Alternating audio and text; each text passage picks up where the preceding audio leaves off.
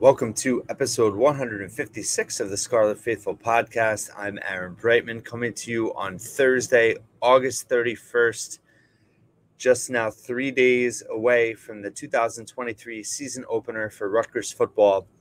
And I felt it was time to come out with my season prediction for this season and this team. Interestingly enough, I did a couple polls on Twitter of fans in terms of projections for the final record for the regular season. I did one in May and I did one yesterday, and the optimism has grown. I guess that's, there's always preseason optimism that comes with it. I've talked at length, about Greg Schiano and his kind of tempered expectations. Hasn't really been overly enthusiastic. He's kind of played things close to the vest.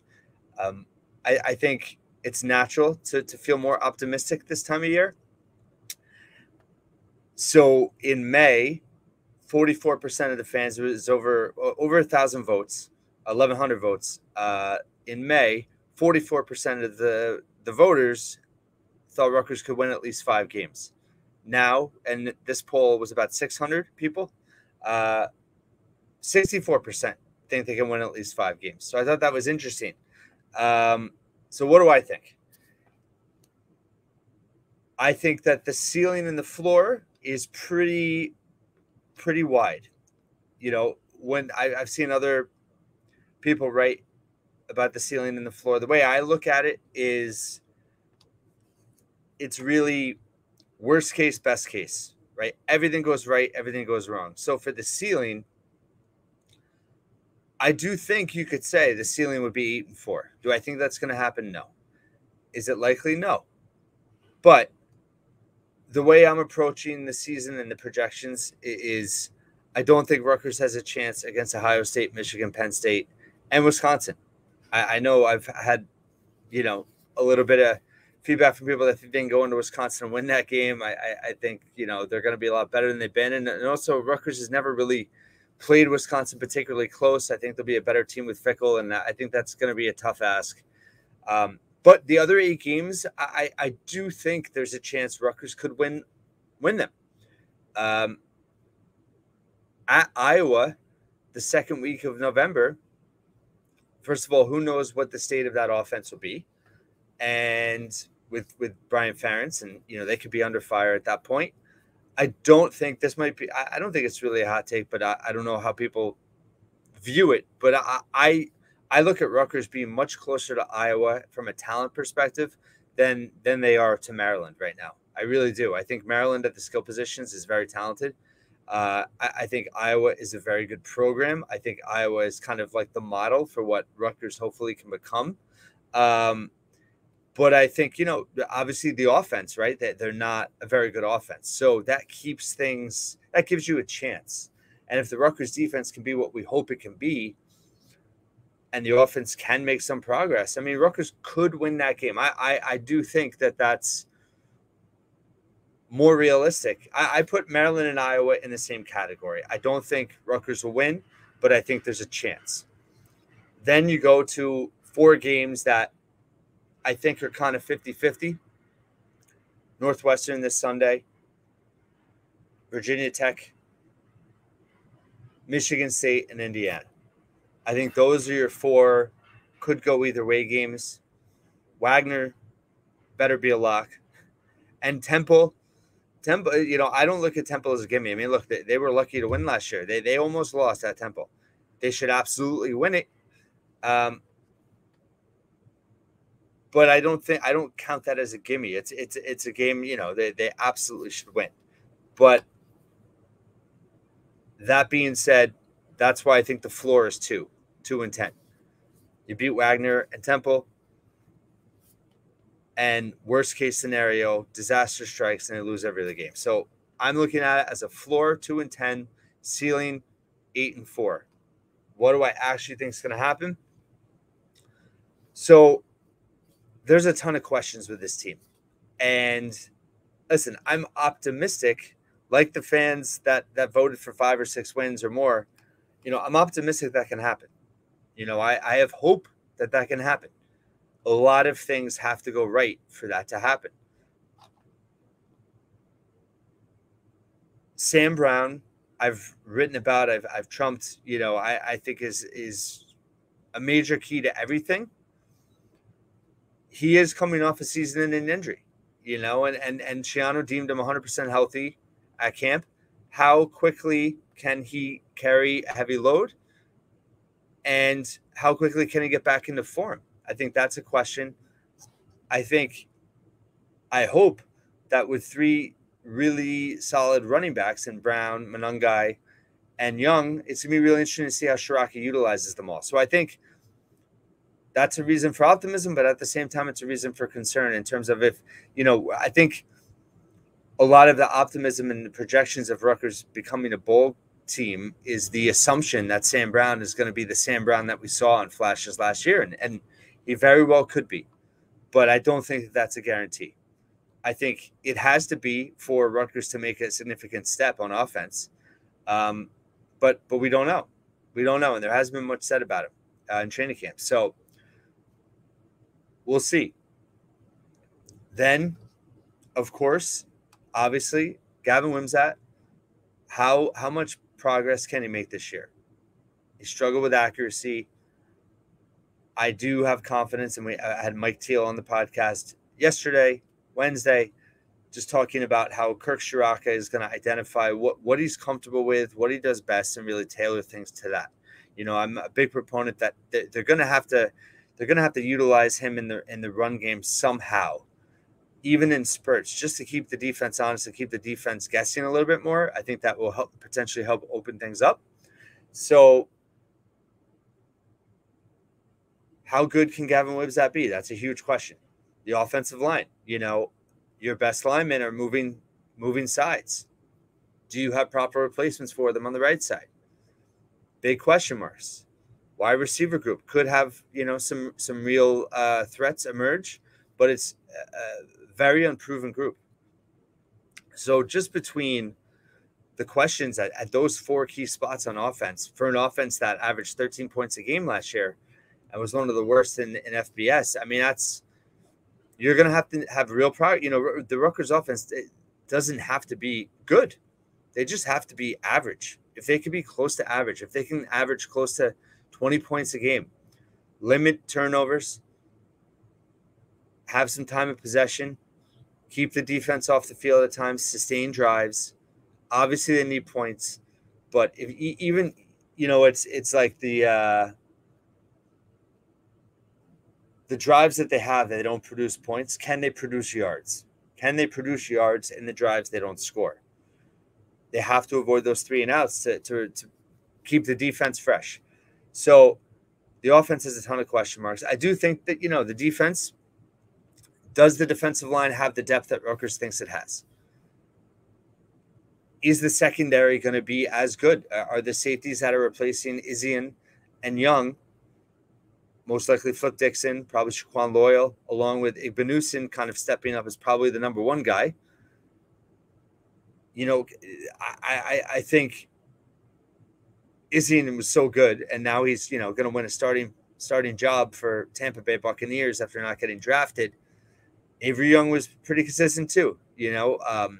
Wasn't great per se, but he was pretty good and he's pretty reliable. And I think the safeties is a position to watch. I think they can be good, but I think that you can't assume that Rutgers is going to have the same play out of the back. So there's questions there. And then the specialists, I think, are huge question marks. Jay Patel has won the place kicking job, and he's been very consistent in practice from what we've heard. I have high hopes for him, but until the lights are on, we don't know how he's going to react. Flynn Appleby is replacing a legend in Adam Korsak, and it's going to be very hard to do. I think field position and not just the stats and the raw numbers that Korsak produced, but the actual impact in terms of field position, turning fields, and keeping the defense out of bad spots, and bailing out the offense when they couldn't move the ball. Those are all things that Appleby has to do at a competent rate, right? He's got to be competent. He doesn't have to be great. He's got to be competent. Obviously, the hope is that he will be, but we don't know. We don't know. We don't even know who's going to return kicks and punts. Coverage units were an issue at times last year. So I get accused sometimes of being overly positive. Sometimes I get accused of being overly negative. I'm just trying to shoot straight and be balanced. And how I see it is 4-8. That's my projection. 4-8. Like I said, I think, yeah, Temple and Wagner, you got to win. I think they'll win. And then I think of the 4 toss-up games: Northwestern, Virginia Tech, Indiana, Michigan State. I'm saying they're going to, I think they'll win 2. Northwestern is a must, because if you lose, listen, if you lose Sunday, I've talked about this at length, but I think things can unravel pretty quickly. Confidence, it just would be really tough to overcome that. Indiana, everybody probably is penciling them in as a win because Rutgers beat them the last 2 years. That game does worry me for this reason. It's the 8th game in 8 weeks for Rutgers. It's the game before the bye week. If you remember a few years ago at Northwestern, that was the game Rutgers. They might have even been favored. I can't remember, but we all thought they had a good shot to win that game, and they played terribly, and they were beat up. They were beat up. I think it was week 6 or 7, and at Indiana, week 8, they could, we don't know what the state of the team is going to be in that game. And, there's some people that think Indiana's going to be better this year, not like significantly better, but better. So I don't think that that's a sure win. Michigan State on homecoming would be, I think, of any win. I mean, listen, at Iowa would be amazing. Beating Maryland would be a lot of fun, but beating Michigan State at homecoming, there's been a little bit of a rivalry, I'd say, in terms of the Mel Tucker, Greg Schiano era and the whole chop thing. And, 2 of the games, I mean, Rutgers won at Michigan State in Tucker's first game. And then last year, I mean, honestly, if the defense had played average, the way the offense actually played well that game, the Rutgers would have won that game on the road. So they have a legit shot to win that game. It's homecoming. That would be really, really sweet. And then Virginia Tech, I think it's going to be a harder game than maybe some people think. I think they're going to be better. They actually play Purdue at home the week before they come to Rutgers, so that will be fascinating to watch, see what the outcome of that game is. So yeah, Rutgers, I mean, could they start 3-0? Could they start 4-1? Yes, I do think they could. Could they start 4-1 and then lose out? Yeah, they could. I mean, so many things could happen, and listen, I hope that they win 5 or 6 games. I hope they win more than that. I just think, based on so many questions, even with your strengths, right, in terms of your best offensive lineman flipping sides, and I think Holland Pierce would be fine, but how the cohesion of the line comes together, Sam Brown, can he be the guy that we think he can be? And then your questions with the wide receiver group, with Wimsatt. And then I do think, to a degree, the defensive line and the safeties. I think the linebackers are in really good shape. I think I'm really excited to see Moses Walker this year and what he can do. Obviously, Deion Jennings and Tyrion Powell were really solid last year. They'll be really solid again, I think. But can the defense be more disruptive? Can they put, I touched on this the other day, but Shannon was talking about complementary football. And yes, that means balance, but I also think it's still weighted towards the defense. The defense is going to have to create short fields for the offense at times. I don't think Rutgers is going to have to win the turnover battle. I mean, that's basic football, right? But I don't think it's, is the offense good enough to win a 1-0 turnover battle where they don't turn it over and the defense only gets 1 turnover? Is the offense good enough to win that? Is the defense good enough to keep it close? Keep their opponents under 20 points. I think 20 points is really the barometer there in terms of, can the offense get to 20 points? Can the defense keep teams under 20 points? If they can, they're going to be in a lot of games. If they can't, then yeah, it's going to be tough. So I think that sacks and turnovers were really low for the defense last year, and that's something that has to improve for the defense to take the next step and be a true top half of the Big Ten defense. Offensively, they have to. Can they average over 300 yards a game? How many points will that result in? It all depends. But again, eliminating those 3 and outs, I think there's just a lot of questions. I can be hopeful, I can be optimistic, but if I'm going to be realistic in a season projection, I see 4-8. That doesn't mean there won't be other ways to judge progress. And I think, listen, I mean, that's what Greg Schiano told Steve Politi essentially is, right, that it's not just about results on the field in terms of measuring progress. So there you go. I mean, if he's saying that, I think there's certainly the staff, either they know what they have and they're not, they're being cautious, or they don't want to blow up expectations. At the same time, I think there might be there's got to be some unknowns for them as well, right? I mean, there's so many questions on this team that you're not going to get answered until the lights come on. So I think that they could be 4-8. They could play, Penn State tough. They could play Ohio State better. Listen, they go into Wisconsin and scare them and lose by a score. I mean, that would be really positive. But it's momentum is just it's obviously important in every season. But I think this season Rutgers has a chance to seize momentum early in September. If they can do that, they got a real shot at a bowl game. If they can't, it's going to be really tough to 4-8 might end up being kind of best case scenario. I mean, if they, if you only beat Temple in your first 3 games, right? And then I said they went 4-8, you'd be happy. So I don't think that's a crazy scenario to happen. I don't think it's going to happen. I think they're going to beat Northwestern. I think they're going to beat Temple. I think Virginia Tech, like I said, is definitely a toss up.